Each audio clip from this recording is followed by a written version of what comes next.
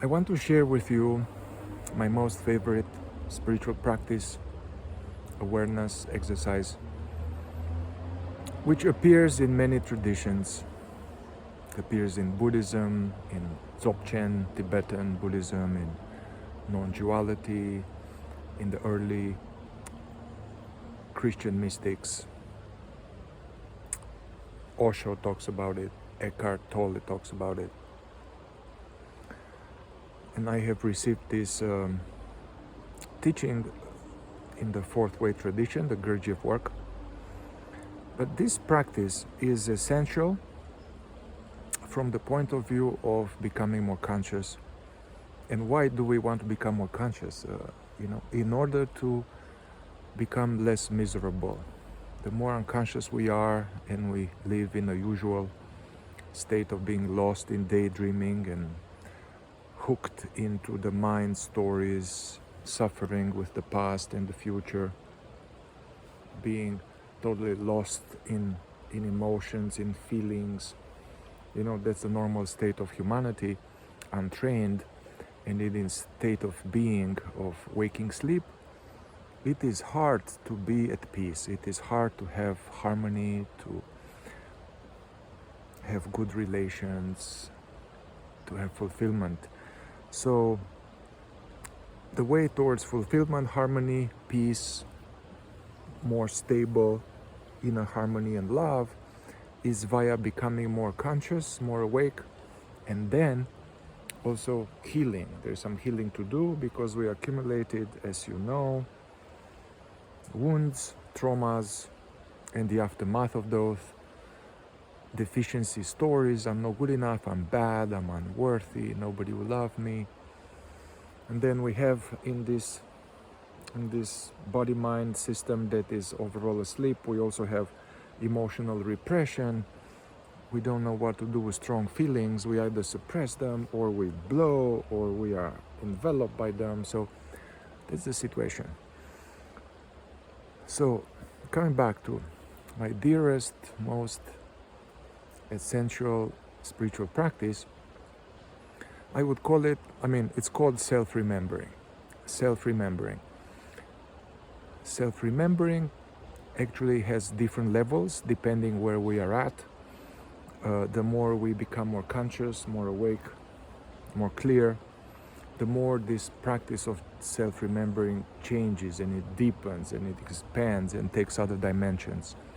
But at this point in this video, and targeting also the people that are coming to me to the 10-week below the surface somatic shadow work training, so targeting these people, but also anybody watching me, I will address this self-remembering awareness practice at more like beginner level. So this self-remembering practice has the intent to combat this situation of being lost in thought, being fragmented. The body is here, the mind is somewhere else, the emotions are unfelt, and the body is tense, and we are not here, fragmented. The sense of self is fragmented, different timelines, and diffuse. So the self-remembering practice is to bring awareness, to bring this awareness, this witnessing, to just notice, to notice the totality of your experience in the present moment, to observe it, to be present to it, to be aware of the totality of the experience in this moment, being present to the present, to what is here in this moment. Now, what is here? Being present to what? Being aware of what? So our moment-to-moment experience for you and me and for everybody in this world, what's happening in the present moment, we receive data. There is data connected to the senses. So there are visuals, being present to visuals, being present to sounds, like a cat like a tiger. We are present to the environment. We don't need to think in order to be aware of sounds, of sights, of smells. Yeah, it's not the mind that is being present, it's this awareness, it's the being of awareness is being present. So we are present to the environment. It's already very good, instead of suffering with what will happen in a month or 2 months, or wallowing in what happened 2 years ago. We keep the attention in the present, and we are very attentive to what's in the present. This requires conscious effort. This requires reminding oneself often. Okay, this is one aspect. The sense perception is one aspect of what arises. The other aspect of what arises is the data that is being streamed in the head, in the mind, where we have these thoughts, images, voices, memories. They keep coming and going, coming and going. For the average Joe, this is a constant stream of thoughts, taking us in daydreaming, rehashing, anticipating, controlling, planning. And it's all about worries and desires and how other people thought of me, and self-judgment, self-deprecation, judgment of others. There's all this basically useless ego activity, a large amount of our mental activity. So part of the self-remembering is also to be aware of these, of the thoughts that come through the mind. So be present with the thoughts, and then whenever you catch yourself in this uncontrolled mind activity, you know, when you're driving, or when you're going to the bathroom, or when you're doing any activity and your mind goes elsewhere, so-called time traveling. The body is here, but you time travel another timeline. So being asleep, you know, dreaming. So this self-remembering, bring the attention to the present moment, the senses, the sights, the sounds, and drop this fantasy. Drop the fantasy and kind of bring your awareness to the present moment. Anchor it in the present moment. Yeah, so we are aware now of the senses, aware of the mind activity, and then the last part is that the data that appears in the body, which are sensations, feelings, energies, fuzziness, butterflies, knots, you know, sadness, anger, or just mysterious tightness. Yeah, this is the emotional body, the energy body. And the self-remembering, it's almost like these aspects of ourselves, the senses, the mind, and the body, they are all fragmented. And then there's nobody home. There's no watcher, there's no overseer, you know, the owner and operator is asleep. the being is asleep, and therefore the different aspects of the body-mind mechanism are fragmented. Yeah, so this presence practice of self-remembering practice, at this level, it's to put oneself back together. Yeah, as if you're being dismembered and you are remembered. So then how it is that, practically speaking, you sit somewhere quietly. You can be with the eyes open, you can be with the eyes closed, and just being present to the environment, hearing.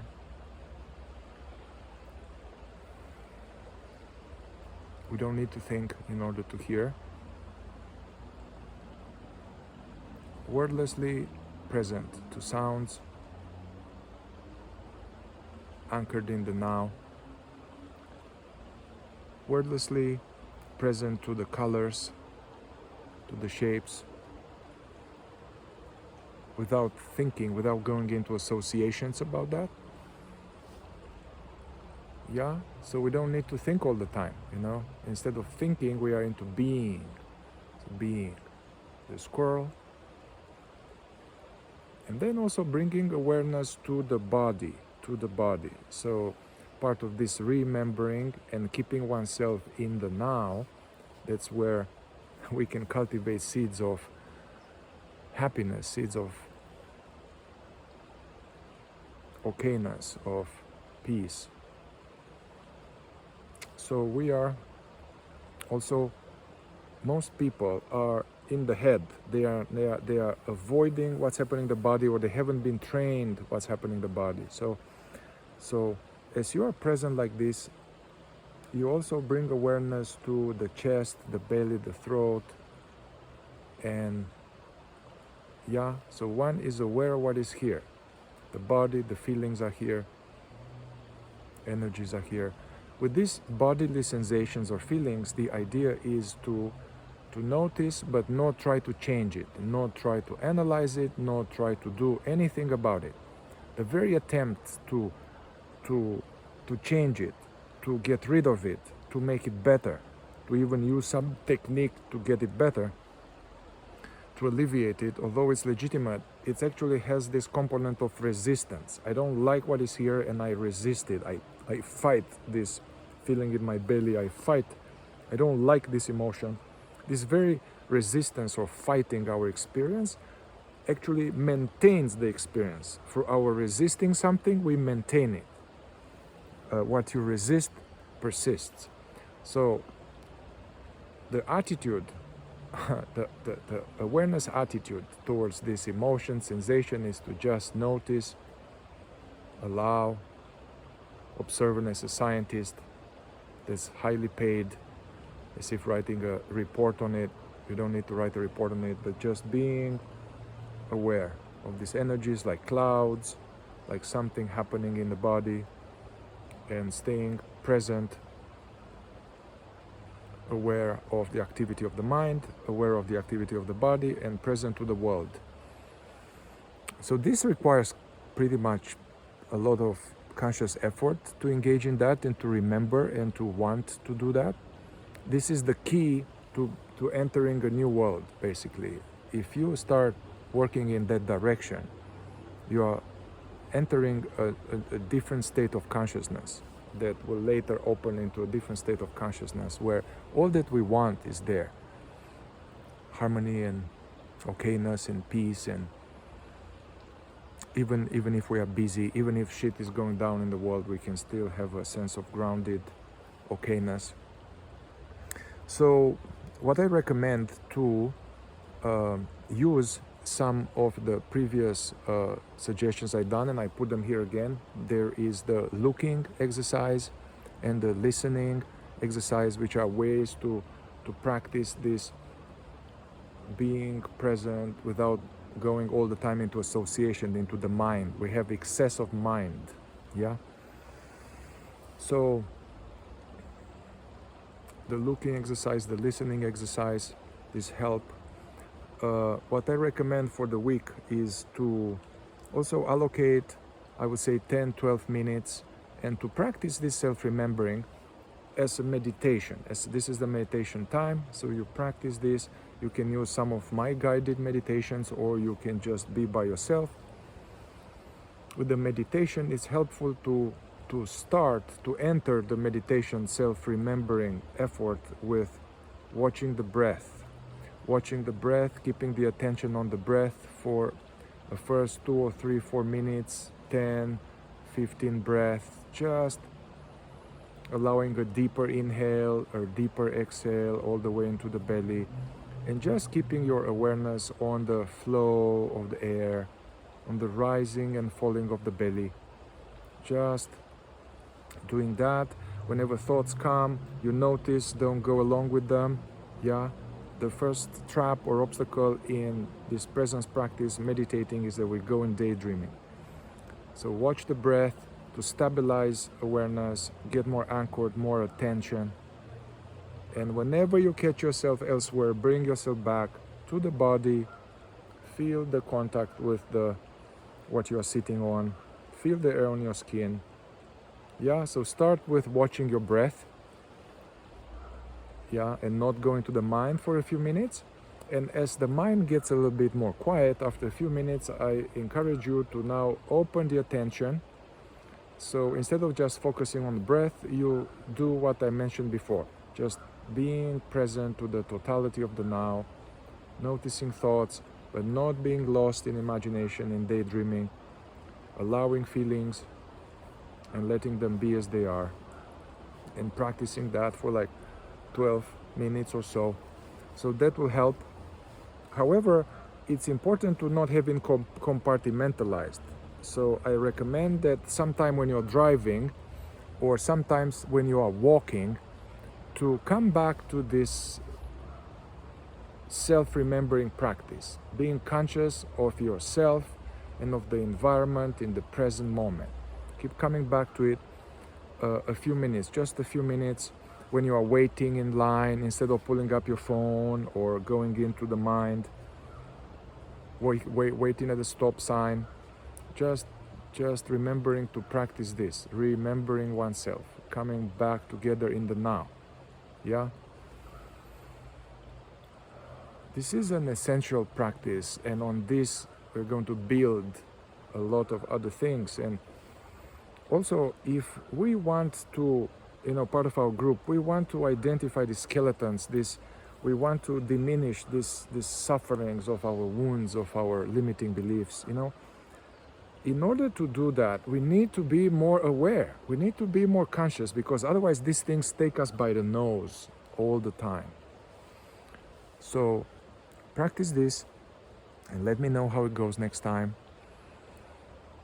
And what I'm saying here is totally aligned with Eckhart Tolle. I recommend people, especially new people, to check Eckhart Tolle's teachings about presence, or In Search of the Miraculous by Peter Uspensky. I'll stop here, it's getting long. All right, thank you. So another important part here, because as you are becoming more aware and you're doing this effort, you are going to notice uncomfortable energies in your body.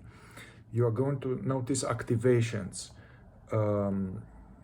like stronger emotions, or so this is a bit more advanced. So this is when the sea is not calm. You're trying to swim in the ocean when the ocean is not calm. What I presented just here before was that this is a way of practicing swimming, of practicing being present when it's overall normal, peaceful, no problem situation. But often we have strong waves. So what I recommend here, if you find yourself that you have some uncomfortable energy in the body, or pressure or feelings or something, what is very important, it's very important to notice it and to welcome and allow that thing. Welcome and allow the actual energy without going into a story about it, without going into embroidery. Often this embroidery, it's like a twisted story, is a problem, people, me, bad. And actually, we need to meet these energies, these feelings, which are actually pretty old. They are kind of a lot of skeletons at the base of that, shadows, unconscious stuff. So just bringing awareness to them as if they are like a scared, ragged child coming from the woods. You are the good, welcoming parent. You don't want to close the door and say, no, I don't want that, rejecting them. So you as your aware being, you are just welcoming this, although it's uncomfortable. I know it's uncomfortable. It's not going to kill you though, and it's a better way to deal with these triggers. You welcome them and allow them, don't resist them, and don't go into embroidery in the head, and apply some of the things I said before. You are present to it, but also stay present to the environment, stay in the now, because especially when we have stronger activity in the body like that, it usually really wants to take us somewhere else and compounds the suffering. Also, we compound the suffering by resisting it. So start at this level to just, whenever you have some uncomfortable, wake up, be extra, be extra present to what's happening. And do the best you can to welcome it and just bring awareness to it. The awareness, the mindfulness to the uncomfortable sensation is like the good mother. That's what the baby cries. When the baby cries, it needs the good mother to just be there. Yeah. So this is a little bit more advanced. So that's why we need to strengthen the mother, this capacity of being present in normal situations before we can bring the mother when there's like intensity. Yeah. Also, another important principle is that whatever you notice in yourself, you may notice a pattern, you may notice a belief, you may notice something. It's important to observe without judging it, without being upset with yourself. Yeah, it's very important to cultivate this more neutral, benevolent attitude towards what we observe. Yeah, so it is said in the fourth way, observe yourself as an interesting, curious stranger. Yeah, without judgment, without rejecting, because when we judge or reject or we are upset about what we notice, we lost the position of being the witness and we get hooked back into the waves. Yeah, so you notice something, you're like, oh my God, I have this again. I wish this never comes again. I'm so tired of this. I don't like it. So you see this, we observe, and then we get hooked into some other commentary, other voices, judging, rejecting, self-denigration, beating oneself up, yeah, which is like more injury. So very important. One thing you take from this video is that when there's something unpleasant, wake up to it, especially in the body, in the energy body, in the chest, in the belly. Be very present to it. The deeper breathing, yeah, so you can allow it. It's not going to kill you. Do the best you can. Anchor yourself in the now. Don't resist it. Let go trying to change it. Let go trying to analyze it. First of all, welcome it. Let it be. You are aware of it. Don't judge it. Yeah. And whatever it is that comes, it might not even be yours. It's generational. It's all kind of stuff. Just being non-judgmental towards what you observe. That's very important. Cultivate this benevolent, loving witnessing. Benevolent, loving witnessing. Okay? Very important. All right. Stay tuned.